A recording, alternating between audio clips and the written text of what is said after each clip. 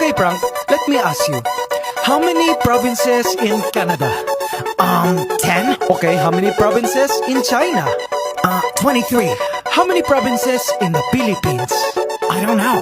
How many? Believe it or not, 81. Abra, Kalinga, Aurora, Laguna, Maguindanao, Ifugao, Isabela, Aklan and Basilan, Sulu, Biliran, Leyte, Cagayan, Bulacan and Palawan, Batanes, Batangas, Bohol, Guimaras, Agusan del Norte, Agusan del Sur, Capiz, Cavite, Bataan, Masbate, Ilocos Norte, Ilocos Sur, Tarlac, Tawi-Tawi, Cebu, Sarangani, Camarines Norte, Sorsogon, Compostela Valley, Quezon, Zambales, Camarines Sur and Bukidnon, Zamboanga, Sibugay and Del Sur, Albay, Zamboanga del Norte din. There's Pampanga, Nueva Ecija, Nueva Vizcaya and Camiguin. These are the Philippine provinces. Every Pinoy in the world comes from one of them. Mabuhay! These are the Philippine provinces. There are 7,107 islands. Davao Oriental and Occidental, Davao del Sur, Davao del Norte, Negros Oriental and Occidental, Siquijor Mountain, Southern Leyte, South Cotabato, Catanduanes, Sultan Kudarat, Pangasinan, Misamis Oriental, Iloilo, Nogon Samar and the eastern one, Surigao del Norte and del Sur, Misamis Occidental, Samar, Lanao del Norte and del Sur, Oriental Mindoro and Rizal, Benguet Antique and Marinduque, Dinagat Islands, then Romblon, Quirino Apayao and Cotabato, Occidental Mindoro, La Union.